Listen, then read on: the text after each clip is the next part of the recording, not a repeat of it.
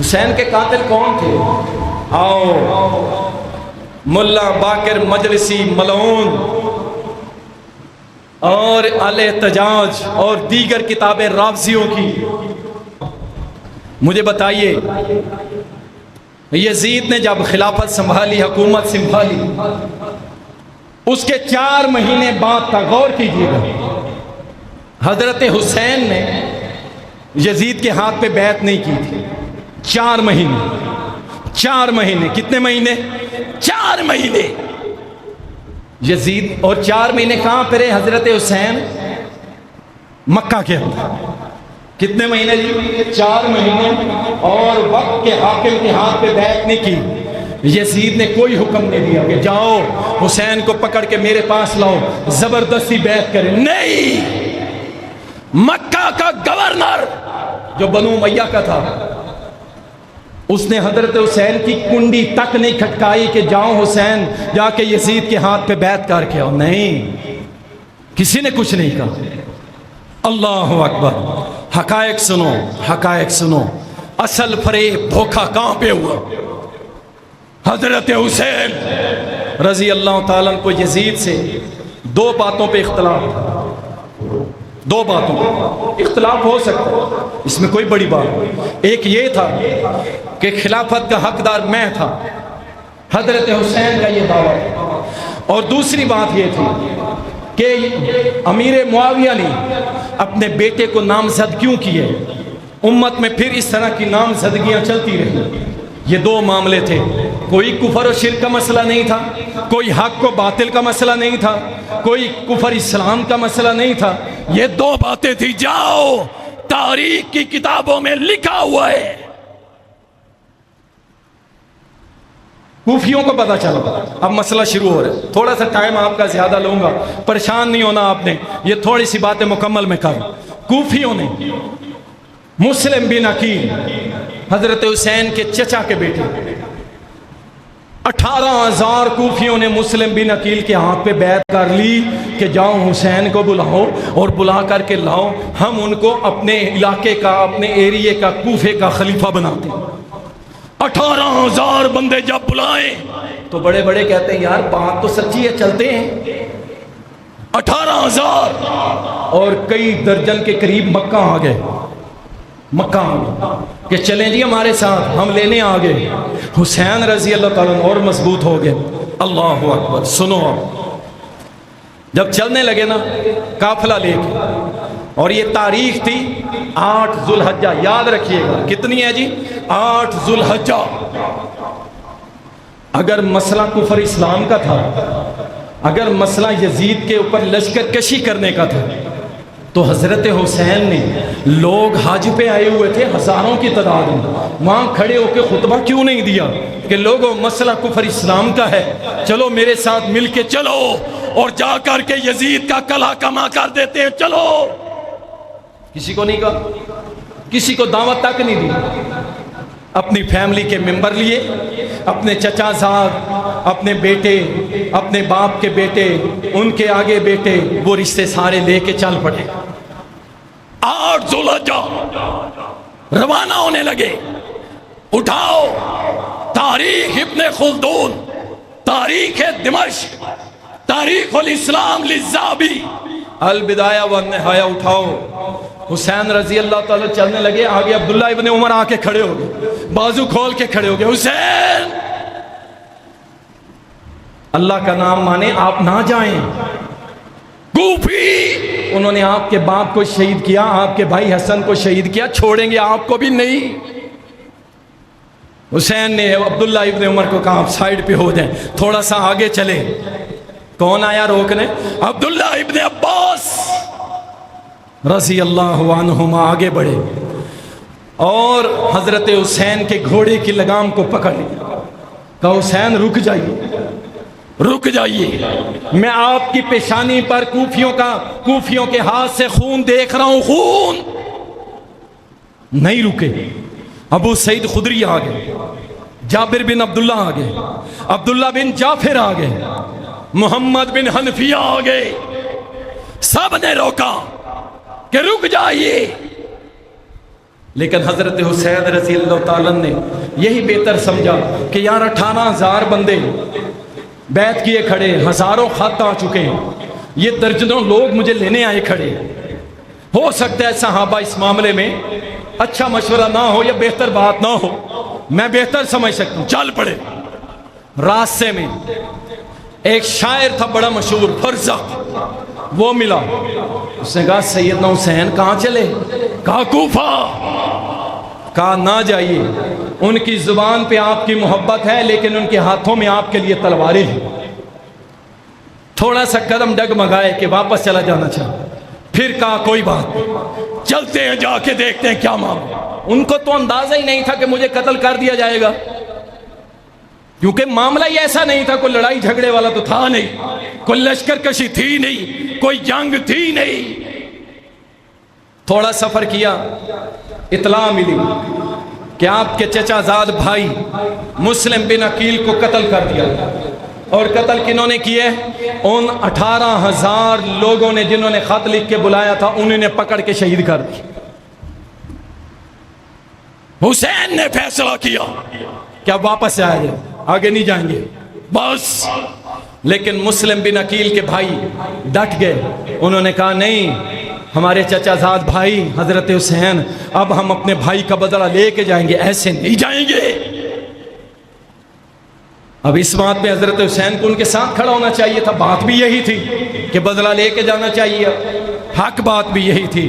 اللہ اکبر، اللہ اکبر۔ سفر شروع ہوا۔ اب ذرا غور کیجئے گا، مکہ سے کوفہ کا کربلا کا سفر، مکہ سے کربلا کا سفر ہے 1000 میل۔ یہ جو کہتے ہیں نا یکم محرم سے 10 محرم تک پانی بند کر دیا گیا، یوں ہو گیا، سنیے گا غور سے، عقل اللہ نے دی ہے۔ یہ تو ڈرامے باز ہیں، پہلے دن سے اب بھی ڈرامے کر رہے ہیں۔ مکہ سے کربلا 1000 کلومیٹر، اس وقت گھوڑے یا اونٹ ایک دن کے اندر تقریباً 30 میل سفر کرتے تھے، ایک دن کے اندر 30 میل۔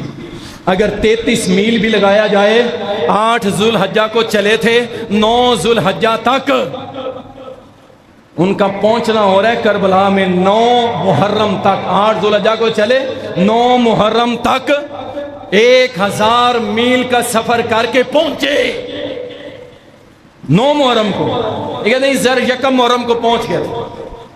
لاؤ دلائل، ہمارے پاس تو وہ دلائل ہیں جو آپ بھی آج جا کے میپ پہ دیکھ سکتے ہیں کہ مکہ سے کربلا کا سفر 1000 میل، اور ایک دن میں 30 میل سفر کیا جاتا تھا۔ چلو 33 ہی لگا لو، پھر جا کے 1000 بنتا ہے، اس سے تھوڑا کم بنتا ہے، چلو پھر بھی 9 محرم الحرام کو امام حسین رضی اللہ تعالیٰ وہاں پہنچ گئے۔ اور جب وہاں پہنچے تو وہاں پہ معاملہ کچھ اور ہو چکا تھا۔ اللہ اکبر۔ اب انہوں نے بھائی کہانیاں بنائی، اندازہ کریں کربلا میں شادیاں کروا رہی ہیں، شہزادے کی شادی، مشی نکالیں گے، شہزادے کی ڈولی اٹھائیں گے، شہزادے کا پنگوڑا اٹھائیں گے۔ بھائی وہاں پہ تو پانی نہیں تھا، تم نے شادیاں کس چیز پہ کر لی؟ وہاں تو پینے کو پانی نہیں تھا، سائے کے لیے کوئی درخت خیمہ نہیں تھا، تم نے شادیاں کیسے کر لی وہاں؟ سب جھوٹ، حقائق مٹائے گئے۔ اللہ اکبر۔ 9 محرم الحرام پہنچ گئے، دیکھا تو آگے شمر، وہ ملعون، وہ زندیق و مرتد ڈٹ گیا۔ اب کہاں کھڑے ہیں؟ حضرت حسین رضی اللہ تعالیٰ اور ان کے ساتھی رفقا، کربلا۔ اور کربلا آپ کو پتا ہے یہ دمشق روڈ پہ ہے، کوفہ روڈ پہ نہیں ہے۔ آپ نے اپنے لشکر کا رخ شام کی طرف موڑ دیا تھا۔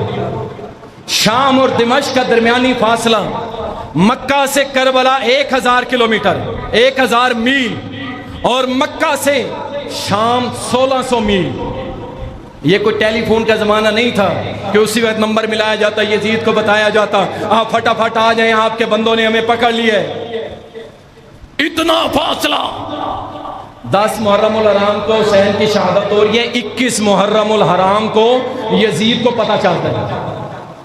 11 دن بعد وہ ساری فیملی وہاں پہ پہنچی تھی، 11 دن بعد۔ اللہ اکبر، روک لیا گیا۔ 3 شرطیں بڑی مشہور ہیں لیکن ان کی سند ٹھیک نہیں ہے، تاریخی بات ہے، تاریخی بات۔ چلو انہی 3 شرائط جو شیعہ کی کتابوں میں بھی لکھی ہیں، سنیوں کی کتابوں میں بھی لکھی ہے، اس کی سند کوئی نہیں ہے، اسی 3 شرائط پہ غور کر لو۔ پہلی شرط کہ مجھے واپس جانا ہے، مجھے واپس جانے دو۔ اگر واپس جانا، مجھے آپ کو پتہ ہے جب مارکا کفر و اسلام کا ہو تو پیٹھ دکھانا بہت بڑا گناہ ہے۔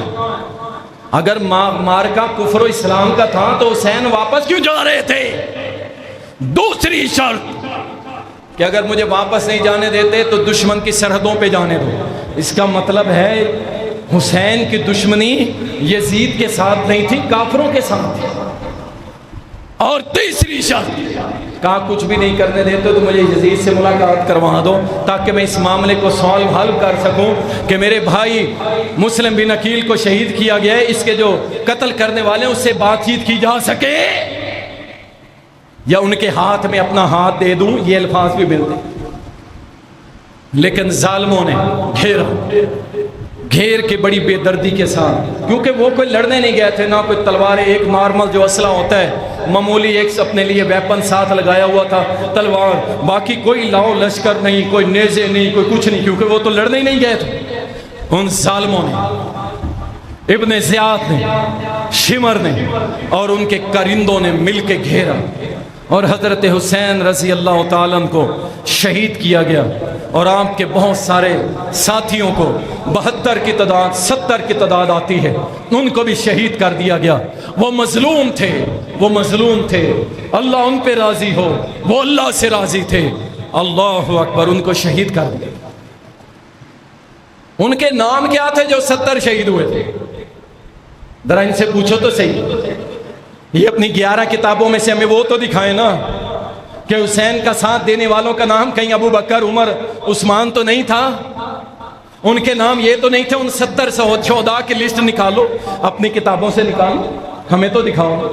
اللہ اکبر، البدایہ والنہایہ، 21 محرم الحرام یزید کے محل کے اندر یہ لٹا پٹا قافلہ پہنچ گیا، حسین کا سر کاٹ کے لے گئے، اور بڑے خوش تھے یہ شمر اور ابن زیاد کے شاید یزید ہمیں انعام دے گا۔ یزید نے البدایہ والنہایہ اٹھاؤ، یزید نے کہا اللہ کی لعنت ہو تمہارے، اللہ کی لعنت ہو تمہارے، تم نے اتنا بڑا جرم کیا، اللہ تو گواہ ہو جا میں نے اس کا کوئی حکم نہیں۔ پورا یزید کا محل رو رہا تھا، پورا شام افسردہ تھا، رو رہا تھا۔ بی بی زینب بھی وہیں تھی، زین العابدین بھی وہیں تھی، دیگر خواتین بھی وہیں تھی۔ جاؤ، کسی نے ایک جملہ کہا کہ یزید یہ تیرا کام ہے، تو نے کروایا، تو اس کا مجرم ہے، کوئی ایک جملہ سنو۔ آپ کو پتہ ہے بی بی زینب کی قبر شام کے اندر موجود ہے، حسین کی بہن کی قبر آج بھی شام کے اندر موجود ہے۔ اگر امیر معاویہ کا بیٹا اتنا برا تھا، اس کی ریاست اتنی بری تھی، تو یہ حسین کی بہن وہاں پہ کیوں دفن ہوئی؟ اللہ اکبر، آگے چلتے ہیں۔ آپ کہہ سکتے ہیں کہ جناب یزید کی حکومت تھی، پھر اس نے کیا ایکشن لیا، کیا ایکشن لیا؟ سوال بنتا بھی ہے۔ اب سنو، سیدنا علی رضی اللہ تعالیٰ جب حضرت عثمان کو شہید کیا گیا تو امیر معاویہ نے یہی بات کی کہ جناب علی، عثمان کے قاتلین میرے حوالے کرو تاکہ ہم معاملے کو یہیں پہ ختم کریں۔ اس وقت ویلڈ ریزن تھی، بالکل مضبوط بات کی حضرت علی کی۔ آپ نے کہا کہ حالات ٹھیک نہیں ہیں، بلوائی اس وقت طاقت میں ہے، نیا فتنہ کھڑا ہو جائے گا، آپ کچھ صبر کریں، انشاءاللہ ان سے انتقام لیا جائے گا۔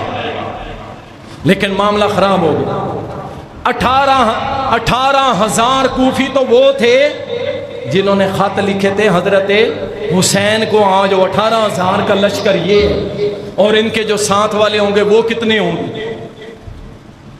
ہزاروں کا لشکر یزید کے خلاف کوفہ کے اندر تیار تھا، اس وقت کچھ نہیں کیا گیا. سنو، اس کے بعد عبد الملک بن مروان، اس کا دور آیا یزید کے بعد. یہ امیر بنا، مسلمانوں کا حاکم بنا. عبد الملک بن مروان، اس کا ایک گورنر تھا کوفہ کا، سقفی اس کا نام تھا. عبد الملک بن مروان نے ایک پروانہ حکم آرڈر جاری کیا کہ جو جو حسین کے قاتلین میں شامل تھے چن چن کے قتل کرو. یہ عبد الملک بن مروان پتہ ہی کون ہے؟ یہ بھی بنو امیہ کا ہے، بنو امیہ میں سے. سقفی نے پھر کیا کیا؟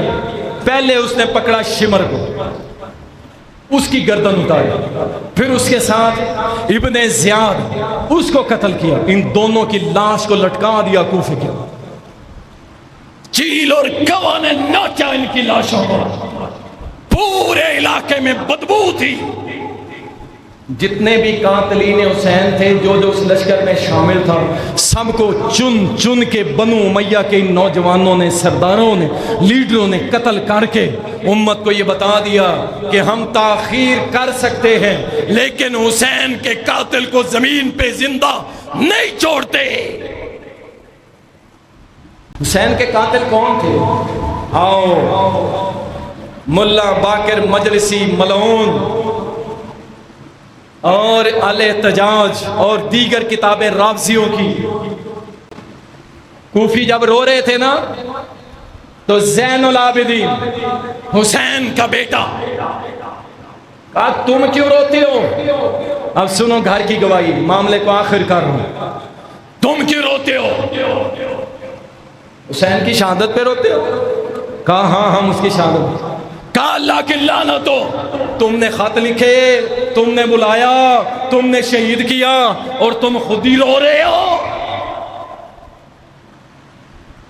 یہ گھر کی گواہی ہے، کتاب ان کی ہے.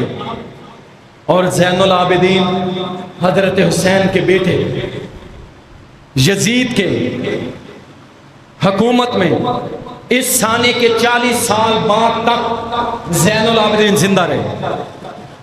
کوئی ایک جملہ، جاؤ جب تک میری زندگی ہے یا ہمارے علماء موجود ہیں، کوئی ایک جملہ صحیح سند کے ساتھ زین العابدین سے جو یزید کی 40 سال بعد تک زندہ رہا، ایک جملہ لے آؤ کہ اس نے یزید کے بارے میں کہا ہو کہ وہ فاسق فاجر تھا، مرتد تھا، کچھ بھی تھا. کوئی ایک جملہ.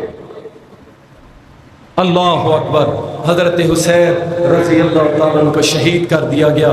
آپ رضی اللہ تعالیٰ عنہ مظلوم تھے، نبی علیہ السلام کے پھول تھے، جنت کے سردار، جنت کے سردار تھے. اللہ کی قسم کوئی موازنہ نہیں ہے یزید اور حسین کا. اور یزید اربوں آ جائیں، یزید اربوں آ جائیں، خربوں آ جائیں، حسین کے جوتے کے نیچے لگی ہوئی مٹی کے برابر بھی ان کی حیثیت نہیں ہے. حسین حسین ہے. لیکن یزید کی آڑ میں صحابہ کو برا کہا جائے یا امیر المومنین امیر معاویہ کو برا کہا جائے تو یاد رکھو ہم اہل سنت اس بات کو برداشت کریں گے اور ہم اس کو برداشت نہیں کریں گے.